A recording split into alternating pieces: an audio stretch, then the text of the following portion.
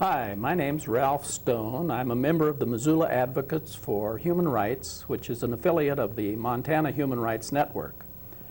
This is a program that we've been running for about a year, and we've done various programs on this segment, and today we're going to be interviewing Julie Cajun, who is an enrolled member of the Salish Kootenai tribe on the Flathead Reservation, and her title is Indian Education Director for the Ronan School District. Really delighted to have you here today, Julie. Well, thank you for inviting me. And I'd like to begin by just asking you to talk a bit about your background, where you went to school, how you came to be in your present position, where you grew up, some shaping influences. Well, I was born in Ronan, and my mother's relatives are Salish, Nez Perce, and Scotch and Irish. Angus MacDonald married a Nez Perce woman, Catherine Baptiste, and then their children married into the Salish tribe, and then that's how my mother came to be. And my mother married Earl Cajun, who was Ojibwe from White Earth. Excuse me, from White Earth Reservation in Minnesota, and French, and so I have his last name, Cajun, which is a French name. But I grew up on my mother's reservation, the Flathead Reservation, and so when I think about my identity, or if someone asks me, you know, where I'm from, or usually people recognize that you're some kind of ethnic minority, so often people will ask me about that, what my cultural or ethnic heritage is. And I identify as being a member of the tribe, and because that's a history, really, that I grew up with. Mm-hmm. And that's the sense of place that I have, the reservation and the land there. I have a strong attachment to that place, mm-hmm. and know my Salish relatives. So I consider that my home, and my family, and my community. Did you go to school there? I went to school at the Ursulines. At that time, it was not a boarding school. My mother had attended when it was a boarding school, and I've listened to her tell a few stories about that, and she actually ran away. Oh. She didn't particularly care for it as a boarding school, and if you think about sending young children away, it was particularly hard for small children to be away from their families, and even though they would be able to return home in the summer, she was lonesome and she didn't like it, and so she ran away. And she ended up going to public school in Dixon. But the school changed from a boarding school system to a day school. And so when myself and my sisters came of school age, my mother chose to send us there. And when we heard some of her stories about her running away and not liking it, we asked her why she then sent all of her daughters there. And she said that she thought that it was the best place for Indian children. And there were public schools at that time, but a lot of Indian people sent their children to the Ursulines as a day school. There was a strong relationship between the Catholic Church and the Salish, Pend d'Oreille, and Kootenai people, and in particularly the Salish people. If you go back in history and look at the delegations that the tribe chose to send to bring the black robes, as they called the priests back, and to bring their spiritual teachings back.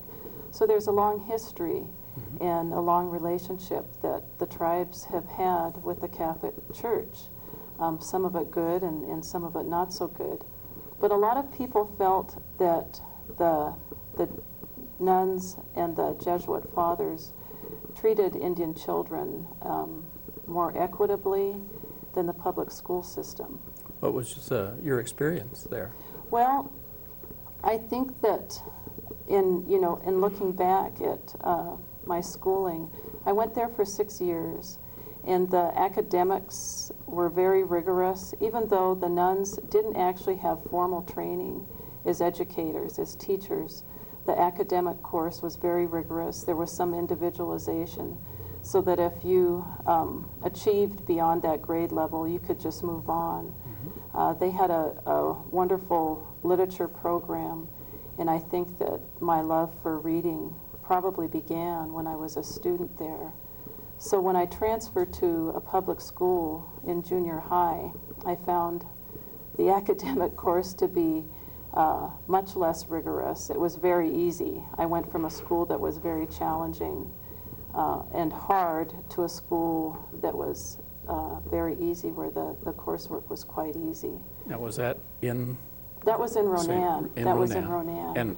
And the 6 years that were all that you could attend the Ursuline? I could have continued 2 more years. It went to the 8th grade. It didn't go to high school. But the nuns that I had grown up with from the time I was a first grader, there was a shift, and they were bringing new people in. And so some of the older nuns that I had gotten to know, actually in my growing up years, were leaving, and there were new people coming in. So I actually started my 7th grade year at the school with new teachers, still the Ursuline nuns, but none that I really knew because they were new. And the first week of school, I was in trouble a lot.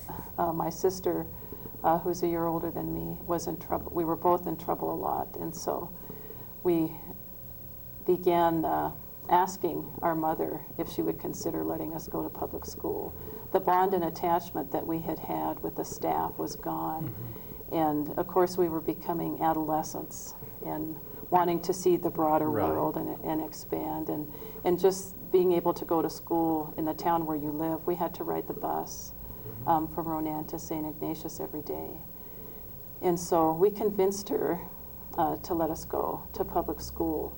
But one of the things that I noticed differently, I think just in attitudes and perspectives of educators or people in the position of an educator, from the Catholic school to the public school, is that while there was harsher discipline with the nuns, and the rules were very rigid and very strict, there was a difference in how they perceived, I believe, the intellect of Indian kids.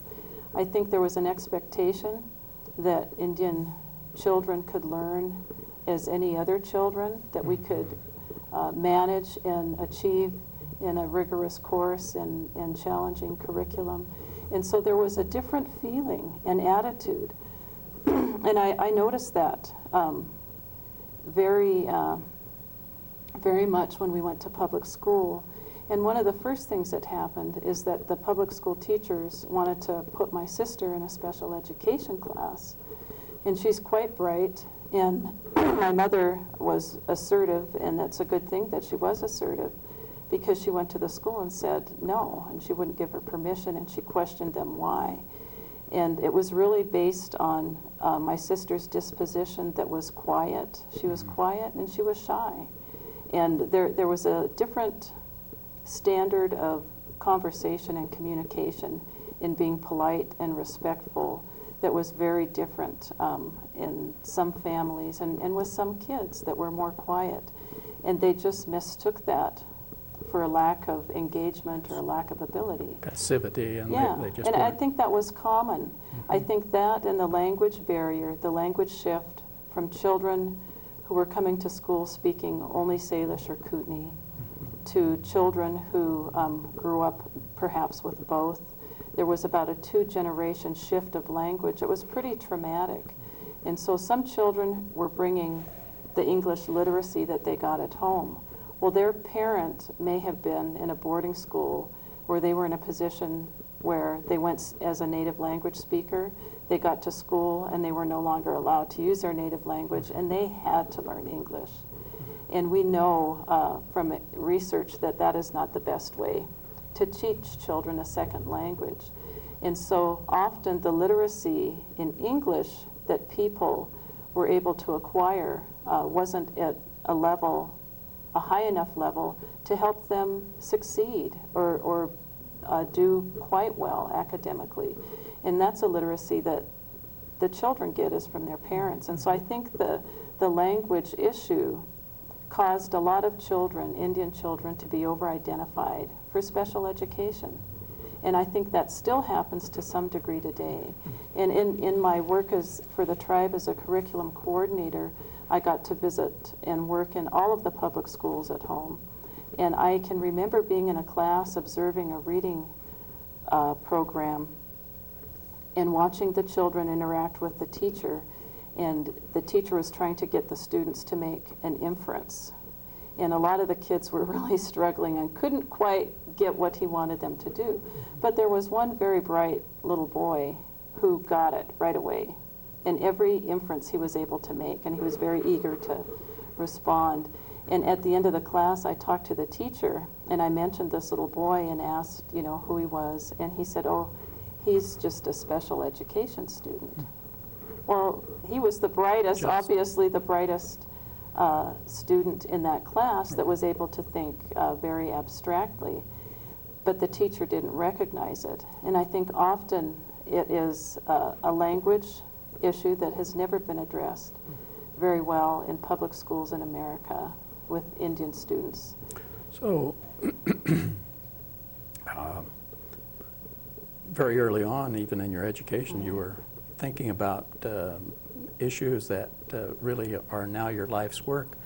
Was this something that continued after you were in the public schools until you graduated from high school? Is that? Well, it did continue on, and when I was in junior high and then later in high school, in the late 60s and 70s, that was a social movement in the country, and kind of concurrently with civil rights, with social revolution, concurrently with those things, there were a lot of Indian tribes that were engaged in asserting their rights, their sovereign status. Fishing rights were in the news in the 60s in Washington. There were a lot of things happening.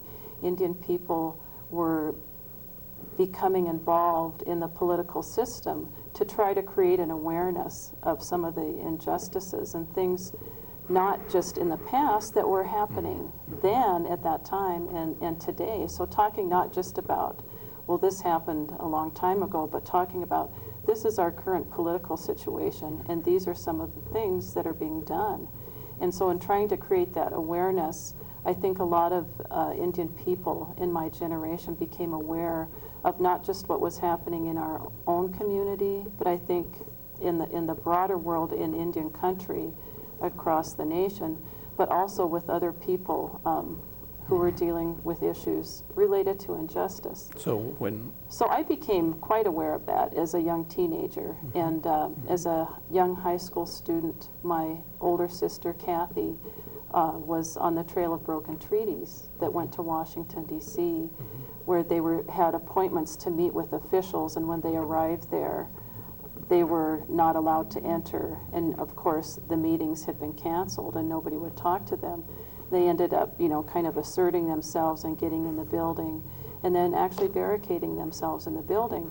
And we had communication back and forth with her, and it was very interesting because what she was telling us from inside the building was very different from the news coverage that mass media was putting out there. So I was very aware of things at that time and interested in that. And I think that part of that is the influence of my family. My uncle Bearhead Swaney, my mother in particular, Opal Cajun, people that were involved either in tribal government or just very vocal and knowledgeable about what is happening politically and socially. And those were common conversations that we had. Now, Rhonda Swaney, related? Rhonda Swaney was married to a relative, to our cousin Dan Swaney. Oh, right. Yeah. She was So tribal? we had a lot of connections of people that were involved in tribal government, either on the tribal council. Joe McDonald is my cousin. And so I grew up with that as a common knowledge and a common belief that people become involved, that you become knowledgeable, and also that as you become involved and knowledgeable, that you try to make a contribution to your community, that there's kind of an expectation that you do something to contribute to the greater good. Well, let's sort of segue into that community that you've been active in, either as a student or as a young professional, and now as a person who has responsibilities as an educator for the entire district.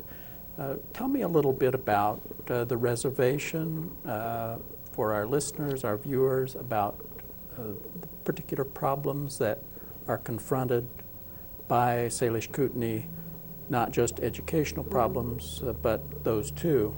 And so we can sort of set the stage I know that I've read that the Flathead Reservation has a higher percentage of non-Indians living on the reservation than any other reservation. It's like 5,000 Salish to about 20,000, and that must create more problems. That's a big problem, and that I think you have to understand how that happened historically, that the Dawes Act was passed in 1887, which was to give individual ownership of lands to Indian people on their reservation. When the Dawes Act was applied to our reservation in the Flathead Allotment Act, that set aside 40, 80, 160 acres of land to individual heads of household. A census was done to determine who was a member of this tribe, because we had other relative tribes and people from other Indian communities living there at that time. This is around 1910, and so when this was happening, they were doing a census and allotting land. After they did that, they said, look, there's all this leftover land. After allotments were assigned to all the eligible tribal members, there was a huge surplus of land. And the interesting thing, the original intention of the Allotment Act was actually part of the result of work of people who actually had an empathetic feeling toward Indian people. Friends of the Indians, they were called. And they wanted to improve conditions for Indian people. And so they thought, well, if we can encourage them to engage in agriculture, this will be a good thing. Well, on the Flathead Reservation, people were already doing that. And because the land base was such, people ran herds of horses and cattle in common. So they had a huge capacity for grazing. They were also growing different crops. And at the time that allotment was applied there, the tribes were actually on the verge of self-sufficiency economically. And so the intention certainly wasn't met by what happened by doing that, because people ended up having to sell their cattle. They ended up having to sell their horses because they didn't have the huge expanse of land. They could no longer graze all of their stock in common, so it actually did more harm than good. And so after the individual lands were allotted, they said, look, there's all this surplus land, and there was actually a mini land rush when the reservation was open to homesteading. And my great uncle said that he can literally remember one day riding his horse, you know, to someone's place, and a week later riding the same route, and there were all these barbed wire fences up. So the change was absolutely dramatic, and there's some great old photographs that show, you know, hundreds of people waiting because there's such good agricultural land. You know, the Mission Valley has some good agricultural land. Sure. And that was the land that homesteaders came in and gained ownership of. So it was those two pieces of legislation that caused the situation we have today, where Indian people at home are the minority population. And there are actually probably about 11,000 Indian people, but only 4,000 to 5,000 are tribal members. And then there are people from other tribes. And that's in large due to the college, to Salish Kootenai College being there. There are a lot of Indian people that come to attend school. So some of that population is transient. Okay. But it creates an interesting dynamic of Indian people being the minority, right, people within their own reservation, a checkerboard landscape of tribal ownership, individual old family allotments, fee patent land owned by non-Indians, all within the exterior boundaries. And so that creates a political situation of where, even though there's land owned by non-Indians within that exterior boundary, there's a certain impact that tribal government and that our treaty rights have on that landowner, because the tribe has ordinances that impact the stewardship of natural resources. So you cannot hunt even on non-Indian privately owned land within the exterior boundaries of the reservation. And the tribe has the right to manage natural resources, and that's an ordinance that nobody but a tribal member can hunt there. Now, that was a big subject, and is, as I understand it, still a subject of controversy. Del Palmer, who has been very outspoken, will shoot a pheasant or say that he's going to shoot a pheasant and not pay the required fee.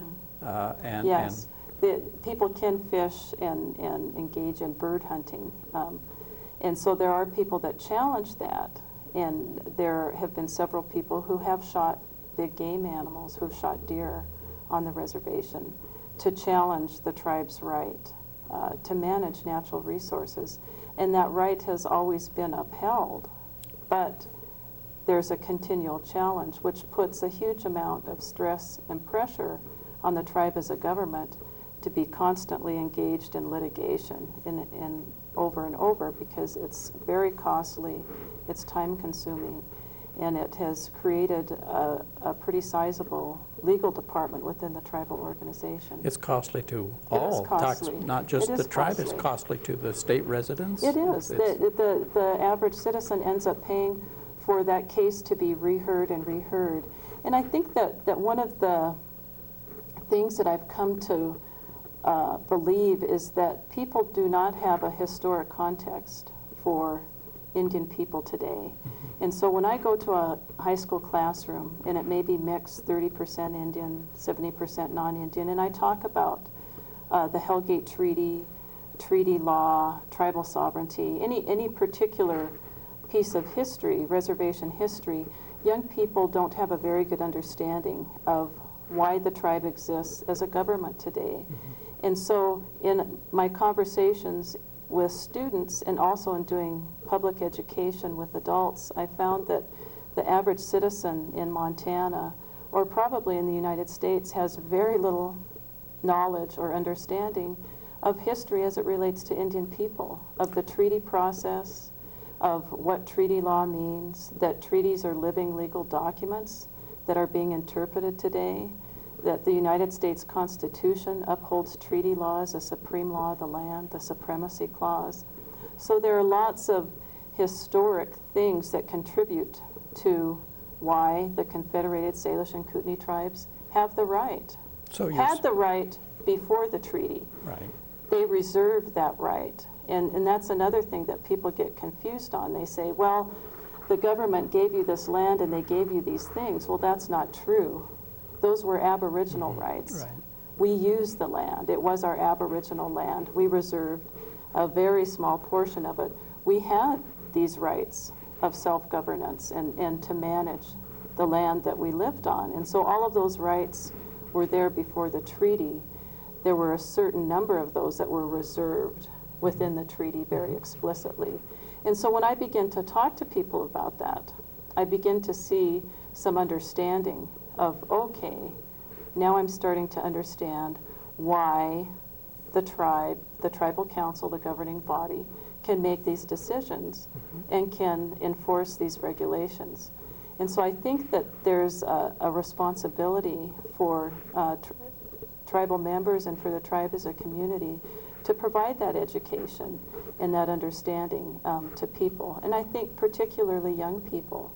And I think that young people are probably our hope for the future and our hope for better relationships. And I think that the new law, Indian Education for All, that interprets the state's constitutional language, had an intention of promoting better relationships among the Indian and non-Indian population in the state.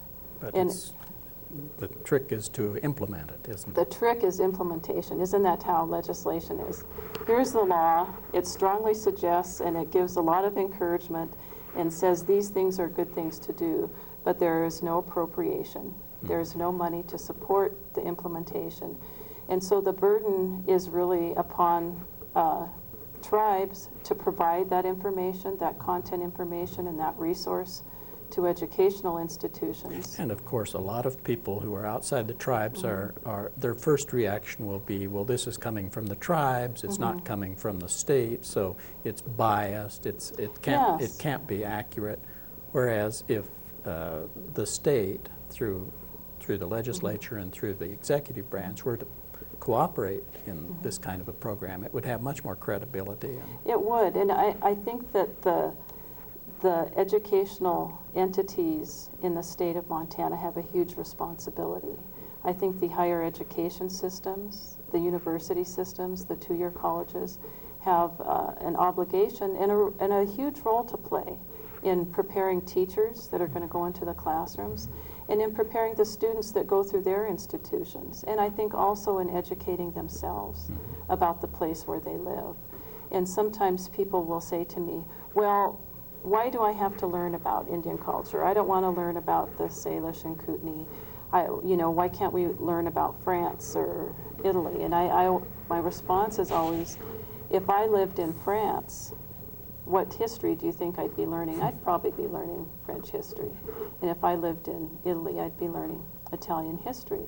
And so certainly within the context of the reservation, it's particularly appropriate for people to learn about the place where they live and the history of the people who are stewards of that land, who have generational attachment that goes back thousands of years. That makes the people human. I mean, that's the great tragedy of ignorance, that people don't understand who people are, and so they deal in stereotypes and profiles and don't really have the opportunity to get to know a lot. Those same lines I was reading, and it ties in with what you were saying about higher education being important. I was reading an article by a professor in the journalism school at the University of Montana, Dennis McCullough, I think his name is. He was saying that one of the great needs in this country is to have more journalists who are educated on Indian issues and to be hired by newspapers.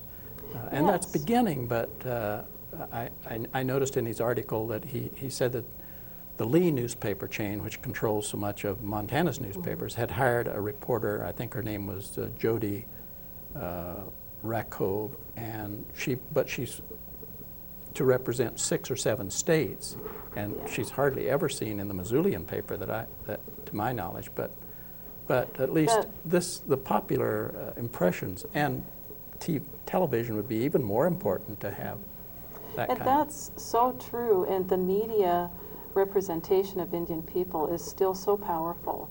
And even within the old Hollywood mythical Indian that was created in Hollywood and in books like The Matchlock Gun, Indian in the Cupboard, Sign of the Beaver, some of those books that really present and perpetuate those stereotypes of either the Indian as noble savage or the Indian as just savage, or somebody just a little bit incapable of managing their own affairs, or lazy, who can't speak fluently. And all of those things are presented still in children's literature. And Indian in the Cupboard, was such a popular book, and I think every library in America in a public school has that book. And Sign of the Beaver, which was a Newbery Award winner, which is probably one of the most racist books against Indian people I've read. That's still so common, and we think that it's a 21st century, it's a millennium, we've gone beyond. But about 10 years ago, when I was in the classroom teaching, I had a young girl who was a 3rd grader who'd lived on the reservation all her life, and I was having lunch with her. That was like the special thing that I would do with students, and that was a great thing, to have lunch by yourself with a teacher.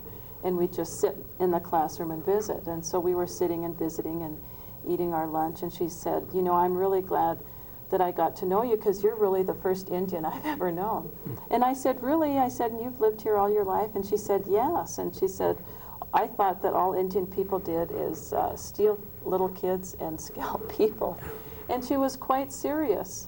And I was stunned and taken aback, because I was naively under the assumption that some of those old stereotypes had disappeared. But they haven't, and they're still very alive in the minds of young children, and they're still perpetuated mythically in media. And media is so powerful to influence us, and I think that we underestimate the power of media to shape our thinking, and I see that with young people and how they respond. We took a dance group of students from Two Eagle River School to Hawaii, I got to go as a chaperone, and the students had done a lot of fundraising, and staff had set this up with a Hawaiian dance group that had come to our reservation and performed, and so it was a cultural exchange that they had set up. And I was working in the tribal education department, so I got to go as a chaperone, one of my luckier duties. Really? And when the students went into one of the schools to do a performance, some of the little kids cried because they were afraid, because they associated Indian people in their regalia with something frightening or scary. And no matter how we tried to console some of these young children, they were just terrified. And it was such a vivid image in their mind, and a connection they had to be afraid that these are people to be afraid of. So there's still a lot of those things. And in our community, where we may have people who have lived there for 2 or 3 generations, non-Indian people, they're still living really isolated from the Indian community. So we have a non-Indian and Indian community who are neighbors, but who still, for the most part, live in isolation. And there's still not a lot of healthy interaction or conversation or understanding that's happening. And so when I work with teachers and I talk about integrating content, I'm really starting at the beginning because they don't have the content. And part of that is that a lot of our history and information about us is still living history, and it's still an oral history. And there are some things that have been written, and there's some information probably from the treaty period on, but there's a lot of information that is still really just within the collective memory of people and families. And so when I do things, oftentimes if I'm doing research for a topic a teacher wants to utilize in their classroom, that involves me talking to people, you know. And for teachers to do that, it's very hard for that to happen. So one of the things that I see as my job is kind of building a bridge between the Indian community and the teaching community, so that there's an opportunity for a relationship to develop and for some interaction where the teacher feels comfortable, but also for the people from the Indian community who have not been made to feel comfortable in the schools. And teachers forget that schools were not always friendly places to Indian people. And that's a very vivid memory, only one generation removed. If even for me, if I talk about my mother, who in her generation at the Ursuline boarding school, she ran away. And so that memory of bad experience or people being shamed or being made to feel bad about who they were just because they were Indian, not for anything to do with their character or behavior, but simply because of who they were, which is a horrible thing to do to a child, because that's one thing you can't change. What about Indian teachers and members, Indians who are on the school boards of these school districts? We have a shortage of Indian teachers, and when I went into teaching, I didn't have any idea what the demand would be. I went into teaching because I was afraid to send my kids to school. I was fearful, and I wanted them to feel good about who they were. And their emotional and social well-being, you know, was almost more paramount in my mind than them being able to do well academically. And so I actually taught my kids to read at home and did a lot of that stuff on my own because I was fearful and distrustful of what would happen to them at school. Mm-hmm. And so in the process of that, I became interested in teaching and ended up going back to school and wanted to change things. And they always say, if you want to change something, you've got to get in a system. And I don't know how true that is, because I'll tell you, institutional change is so slow that you become very discouraged. But I think we have made some gains. And so when I finished my teaching career, before I had even finished my student teaching, I already had people calling me because schools were wanting an Indian teacher.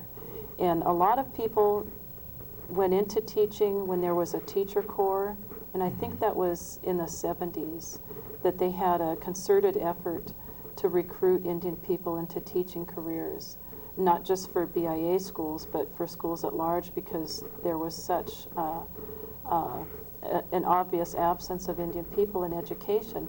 And a lot of the programs, the self-determination programs, there were not Indian people trained in those particular disciplines to take the leadership roles. And so a good intention ended up being driven by someone who may not have had the perspective they needed.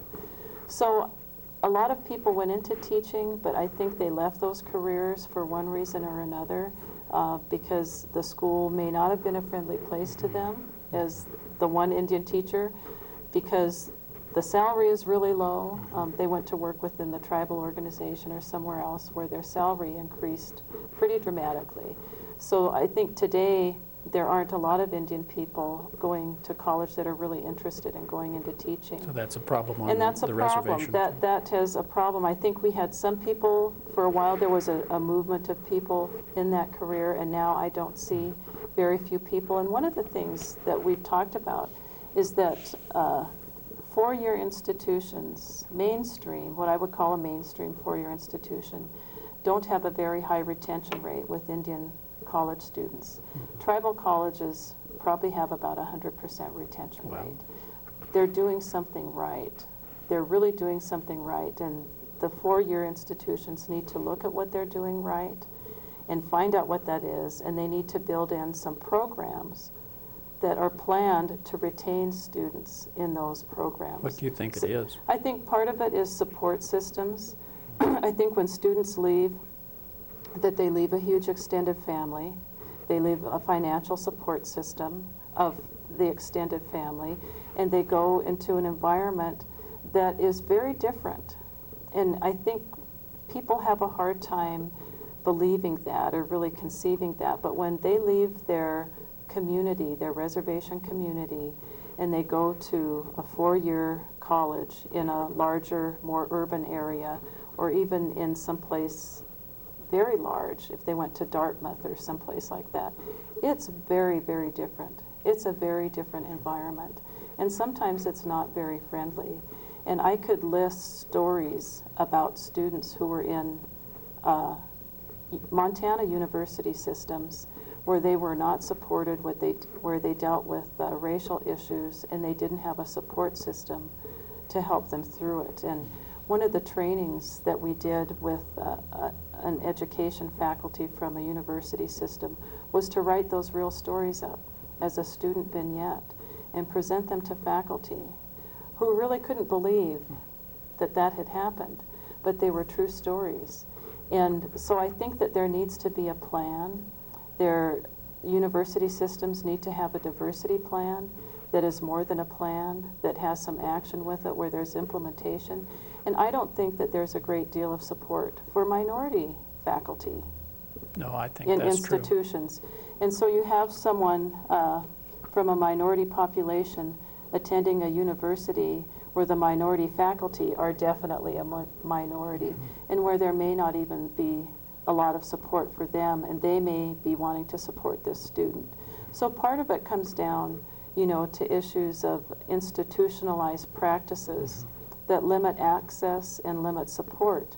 And sometimes maybe not consciously or intentionally, but simply because of the way they are, that happens. And so I think that we need to really look at institutions as systems, and where power is, and where support is, and where access is, in a really honest way. And I think that that's hard to do. I think it's very hard to do that, because then once again you're talking about changing an institution. Right. Yeah. And then you get into policy, and I'm hoping that this new law will impact some policy. And I think that the Board of Regents have a plan, the Board of Education. There's been a committee that's been created to look at what would implementation look like within the educational institutions in the state of Montana. What would that look like? And so I think recommendations have come forth. And I'm hoping that all of the powers that be are taking them very seriously, and that they're going to look at them and respond with a high level of integrity, because it's the right thing to do. And it benefits not just Indian people, but it makes a more humane place for everybody to live. And you know that when people are empowered, if there have been a group of people who have been disempowered, or power has been taken away or not shared, or they've been oppressed in whatever way or denied access, that when those people are allowed to empower themselves, the other people become more humane in that Exactly. process.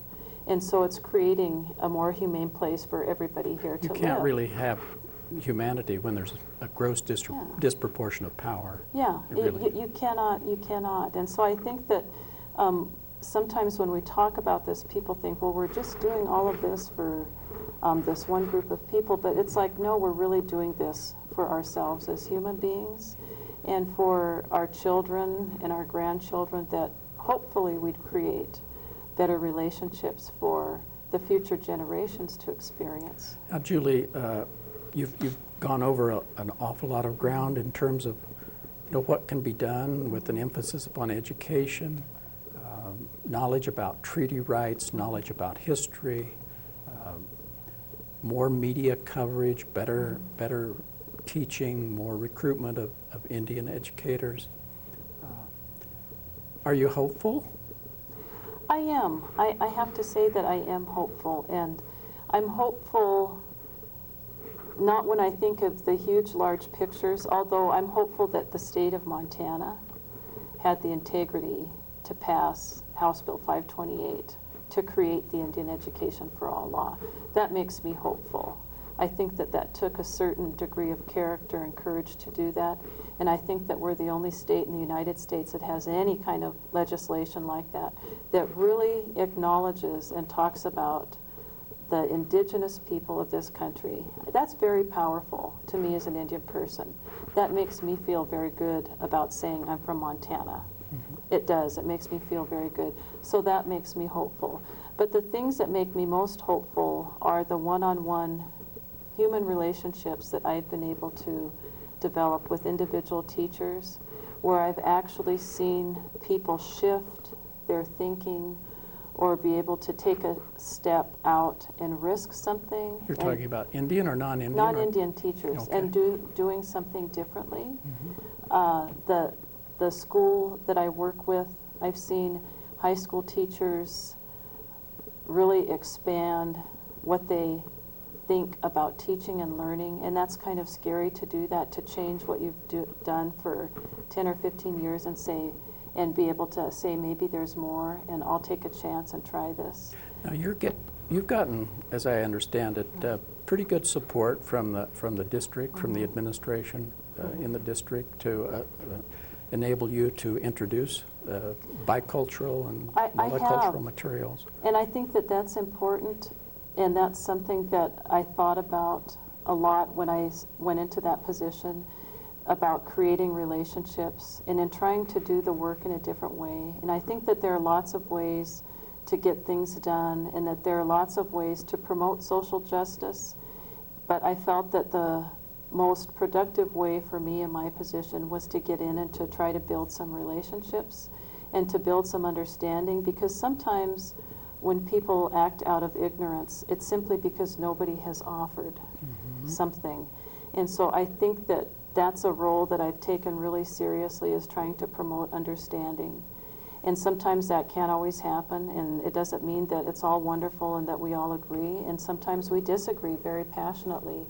But I feel that we've been able to create a culture within that administrative group of people that even if we disagree, that we can respect each other.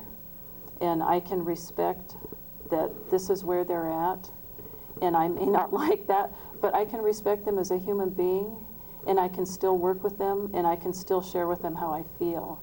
And so I think in the process of us creating that relationship and actually trying to create a culture of respect within a real diverse group of people, that's been very beneficial. It trickles down to students, into what we've been able to do. And one of the things that the seniors have done is to do some renovation on Main Street. And if you've been in Ronan, it's not a very aesthetically looking town. And so they've really tried to build up some community morale and provide authentic community service. So they've planted trees and some facelifts on buildings, and they're creating a huge sign that will arch over the main street. And they're going to have the town name on there. And one of the first things I thought about when they started talking about this project was, wouldn't it be wonderful if we could have the Salish place name? Because before there were towns, the Salish people, the Pend Oreille, the Kootenai people, we have names for places all over the state of Montana. And some of those names are very old. And I thought, wouldn't that be wonderful? And so I introduced it. And it took a while, but people finally thought, you know, that would be a good thing to do, to acknowledge that, you know, there were people here, and this was a place before the town was built. And it was an important place to people before the town was here. And so they're putting the Salish place name. They have that, they've etched it into a gigantic log. And that seems like, to some people, like such a little thing. Now, did that go through the city council, or what? It went through, a group of people, which includes city council people and the mayor, community business representatives, high school teachers, and the senior students working on that. And so they meet as a committee and decide. A good-sized group. It's a good-sized group. And there was consensus and agreement on having the Salish place name. And to some people that seems like such a small thing, but that is a huge thing. And I think that we may be one of the only places in Montana that has an authentic tribal place name, not a town name that makes reference to either an Indian family or something to do with history, but an authentic name that existed hundreds of years ago.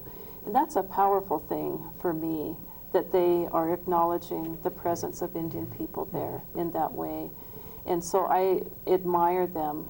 I admire them for doing that, because there's a relationship building that's happening in the process between groups of people who normally, you know, it could be a conflicting, it could have been a very conflicting situation of the Indian community saying, we want this, and the business people saying, no, we're not going to have anything to do with that. It was a very wonderful way that people responded and agreed to do that, and the way the sign came together. And so things like that make me hopeful. That kind of acknowledgement is a really powerful thing for me as an Indian person. And because I grew up in that town, and so I have my own history of racial issues that happened in that town, and things that people said, and personal experiences that I had, even in the school.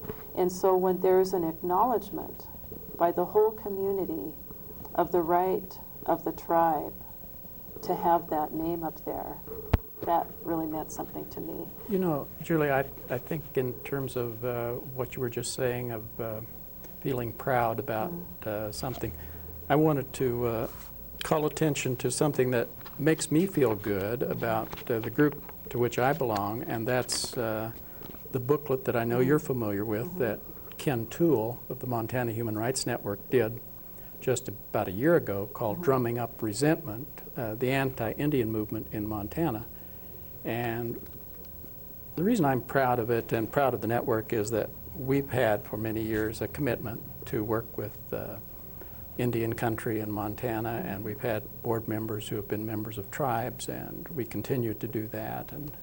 And it's a big problem, and it requires a lot of moxie, because we just got sued, of course, and sometimes you feel that you're not doing a good job if you don't get into courts occasionally, and that's true of the tribe too. They are always, and part of that is, as you said earlier, the lack of education and cooperation based upon lack of education, non-cooperation. But I think that you know, what we can see in the stories that you've been telling and the experiences is that person-to-person contacts can make a difference. They can erode institutional prejudices and bigotry. And I just wanted to ask you before we have to bring this to a close, do you see yourself 10 years, 15 years down, or 5 years down the road, going into politics, moving beyond your present position, either tribal politics or state politics? There are some fine legislators now who are from tribes, and we have some incredible legislators, and Carol Juneau and Norma Bixby, Joey Jane. Carol is my hero. I just admire her fortitude and courage. And Norma, in some of the sessions that they sit through, some of the issues that they have to take a stand on, and being a small group to take a stand, and very powerful women that have made it this their life's work, that have made social justice their life's work. So I have a great admiration for them. I don't know that I want to follow in their footsteps. What I would like to do, I would be interested perhaps in being involved in tribal politics. I want to contribute to my community. It's done a lot for me. I love that place. I'm attached to the land. I want to see it protected and preserved, and I want to see the children supported and cared for, to be able to grow up and make choices about who they want to be and what they want to do. That's my desire, to contribute to that. But if I could have a choice of what I'd be doing in 10 years, I think I'd probably be writing children's books. I have a desire to write children's books, and I think there's a need to write about real issues with kids and real things, and Indian children in a contemporary way, and not just in the 1800s, which a lot of books are written about kids in the past, but about kids' experiences today. And so I'd be interested in doing something like that. Well, that would be wonderful to see your name on a book jacket down the road, perhaps even winning that Newbery Award that we referred to earlier, but with a kind of different perspective. Well, I want to thank you for being here today and giving us your thoughts. It's wonderful. I think the people in Ronan and on the reservation are blessed to have you there. You've done a remarkable job and broken new ground. I read about you, but it's the first time we've met, and I'm really grateful to have had the chance to talk to you. So, well, thank you for asking me, and I just want to encourage you in your work and say that I admire the network's willingness to deal with Indian and non-Indian relationships. We could look at urban issues and look all around us and sometimes not look at right where we are, and I know that takes more courage. So I hope that you continue in your work, because it really makes a difference. Well, thanks, and I hope we can have you back again. Okay, thank you.